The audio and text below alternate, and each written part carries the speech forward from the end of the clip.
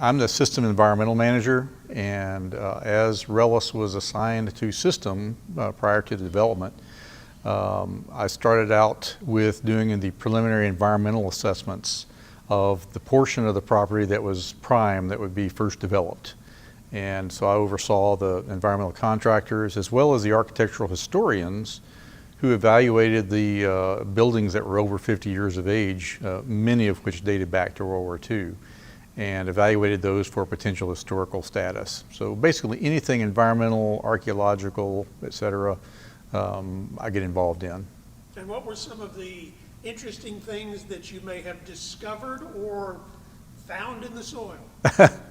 Well, one of the things that's one of these urban myths that has to jump right out there first thing is about buried airplanes. There has long been a rumor, and it may be true, we can't verify it, but it is said that the Air Force buried one or more airplanes somewhere on that 2,000 acres. And some gentleman claims he has knowledge of where it was, but he was unwilling to divulge it unless he got a piece of the action. So as we started doing this, my boss, Kevin McGinnis, just decided, all right, let's just either try to confirm this or just lay it to rest. And so we went out at this area where we were told it might be, and did a lot of geophysical investigations and came up empty, which didn't surprise me. I don't know what condition an airplane would be after being underground for 50 or 60 years anyhow, but we gave it a shot. And that's sort of the ongoing questions. Anytime you're looking at an old Air Force base where anything could have gone on, you're always aware that you might uncover something unexpectedly that could even be dangerous. That was one of our concerns prior to development. We did a lot of geophysical testing, borings, test pits, trying to see, especially in the areas that were what I would call the back 40, the area that the base used as its landfill, its dump. That's where they would tend to dispose of things or bury things. And so that's right in the prime development zone now. And so we wanted to make sure that we weren't going to find any surprises like an exploded ordnance and such. And so we did a lot of geophysical testing, as I said, and fortunately it came up clean. We really couldn't find anything, and that's been borne out during the infrastructure project as they've dug miles and miles of ditches and other borings out there and really haven't hit anything yet other than just a small landfill that we're dealing with right now, and just an old crane that was buried with a bunch of cable. But so far, everything's been safe.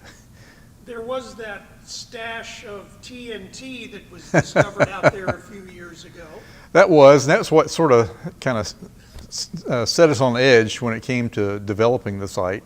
That was really, I think, kind of one of those one-offs, one of those odd circumstances. I wasn't directly involved in it, so I really don't know more than hearsay on it. But it was, it was an eye-opener, and that's the sort of thing.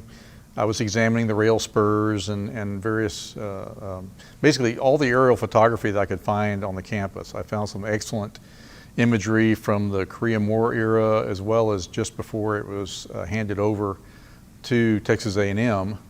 So when the base was at its greatest extent, and I spent a lot of time poring over that imagery and then trying to put myself in the kind of the place of a commander or someone, not a commander, but someone on the base in base operations, because you have to sort of be a sleuth. How would I do this? If I was running this, what would I have done? Because that's really all we have with few records is just aerial imagery and sort of a kind of a Sherlock Holmes approach, looking for clues where we might find potential problems.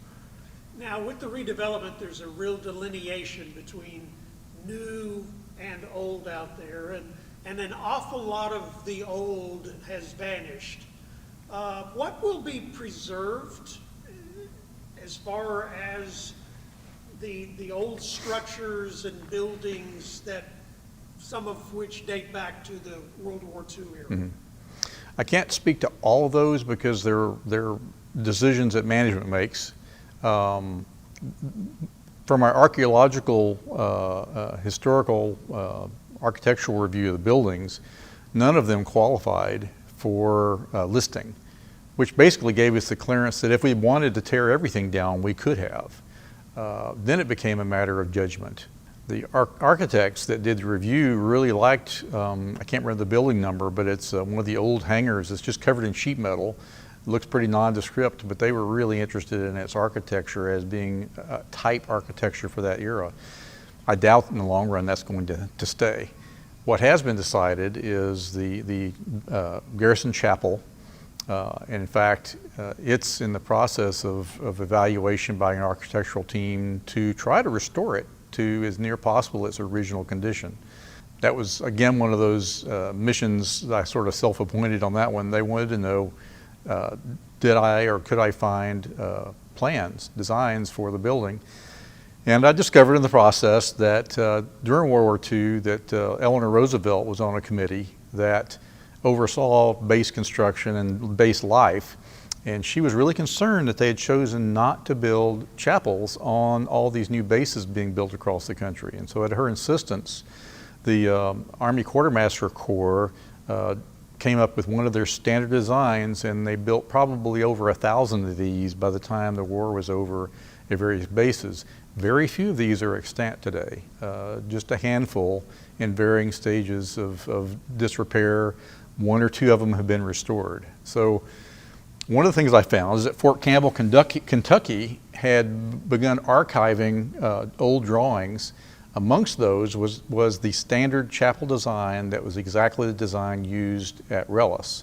I was able to get them to send me not only their scanned images of those drawings, but they were going to dispose of the drawings themselves, and they put them in a tube and sent them to us. And so we're probably going to end up displaying those. Interestingly, one of the little side notes there is the roofs of those chapels were green, and that happens to be the chosen color for roofs at Rellis, so that fits right in.